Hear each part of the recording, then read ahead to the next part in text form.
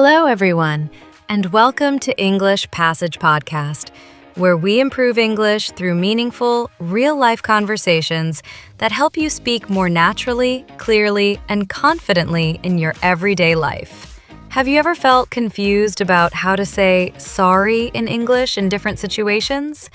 Like when you make a mistake at work, hurt someone's feelings unintentionally, or even when you just bump into someone accidentally in a crowded place.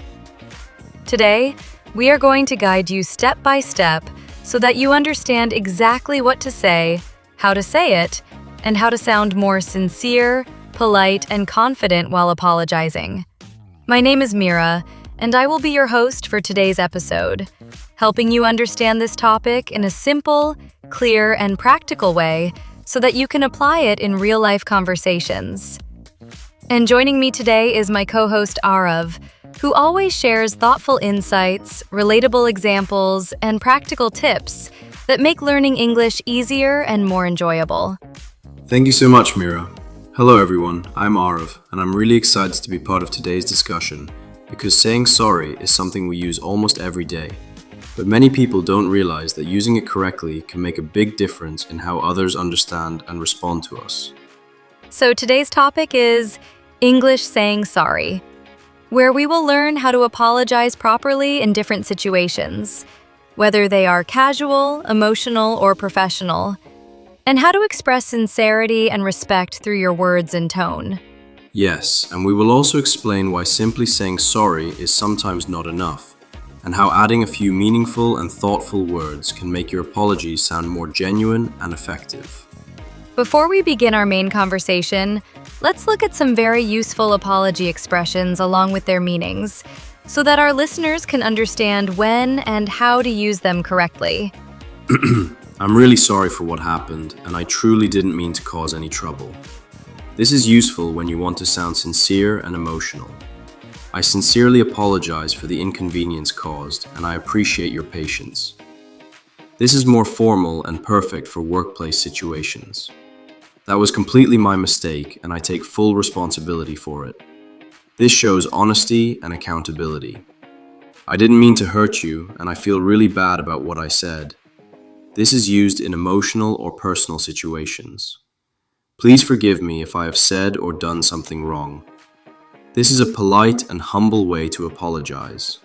These sentences are much more complete and expressive compared to just saying sorry, which sometimes sounds too short or even careless depending on the situation. Arav, let me ask you something honestly. When was the last time you said sorry? And what exactly did you say in that moment? To be honest, it happened just this morning when I joined a meeting a few minutes late, and I quickly said, "Sorry everyone, I got stuck in traffic," without really thinking about how I could say it better. That's very relatable because many people do exactly the same thing in their daily life without realizing that they can improve their communication by using slightly better and more thoughtful sentences. But do you think your apology sounded complete and professional enough? Now that I reflect on it more carefully, I feel that I could have expressed myself in a better way by saying, "I'm really sorry for being late today, and I truly appreciate your patience while waiting for me," which sounds more respectful. Exactly. Because in that sentence, you are not only apologizing, but also acknowledging the inconvenience caused to others, which makes your apology more meaningful. Now let's imagine a more emotional situation where you accidentally say something that hurts your friend's feelings during a conversation. What would you say in that situation?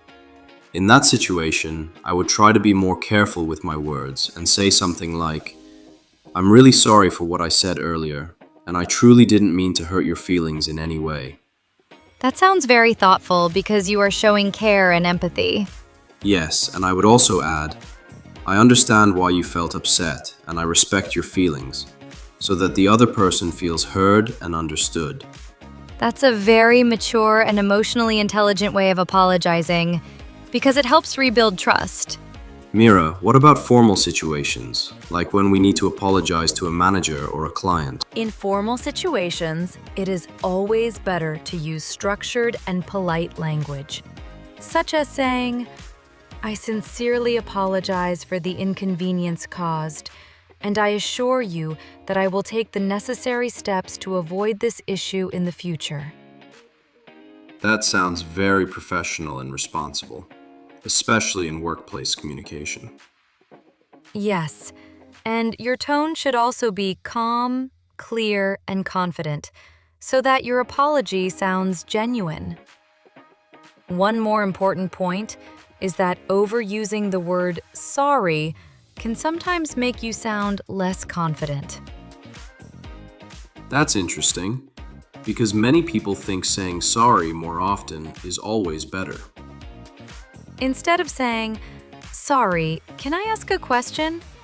you can say, "Excuse me, may I ask a question?"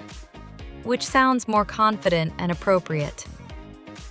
That's a very useful and practical tip.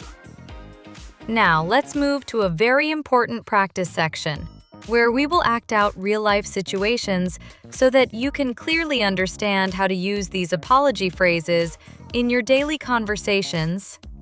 Yes, this section will help you practice and build confidence step by step. Scenario 1. Late to a meeting. Good morning, everyone. I'm really sorry for joining the meeting late, and I truly appreciate your patience while waiting for me.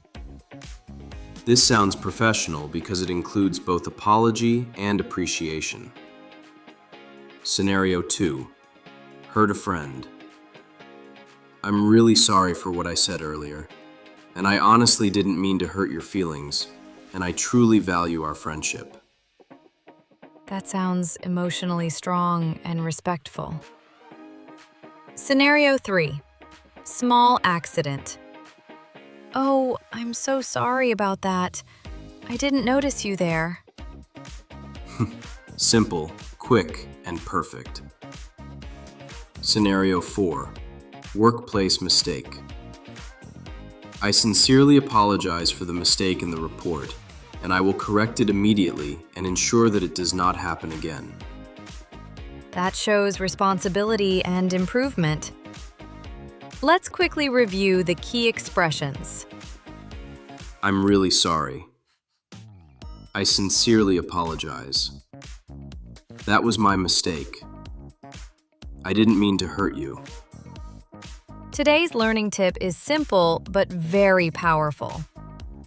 Always match your apology with the situation and use slightly longer and more meaningful sentences to sound more sincere and natural. And always remember that your tone, your intention, and your confidence play a very important role in how your apology is received by others. Before we move to the ending, let's take a moment to discuss some very common mistakes that English learners often make while saying sorry, because avoiding these mistakes can immediately improve your communication. That's a great idea, Mira, because sometimes we focus so much on what to say that we forget what not to say, which can create confusion or even make our apology sound less sincere. The first and most common mistake is using only the word sorry in every situation, even when the situation is serious or emotional. Yes, for example, if you hurt someone's feelings and just say, sorry, it may sound too short and not emotionally strong enough.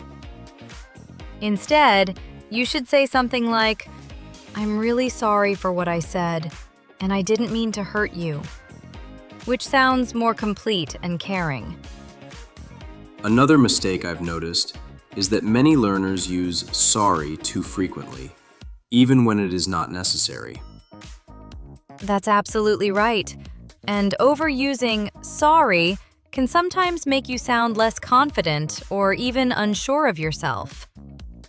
For example, instead of saying, sorry, can I ask something? You can say, excuse me, may I ask something? Which sounds more confident and natural. The third mistake is apologizing without taking responsibility, which can make your apology sound incomplete or even insincere. Yes, instead of saying, sorry if something went wrong, You should say, "That was my mistake, and I take full responsibility for it," which shows honesty and maturity. If you avoid these simple mistakes, your English communication will become much more natural and effective. Saying sorry is not just about using the right words, it's about expressing genuine feelings, showing respect, and building strong and meaningful relationships. What do you think about this topic, and which apology phrases do you usually use in your daily conversations? Share your thoughts in the comments so that we can learn and grow together. And don't forget to subscribe to English Passage Podcast for more natural English conversations that help you improve step by step. See you in the next episode, and keep practicing your English every single day.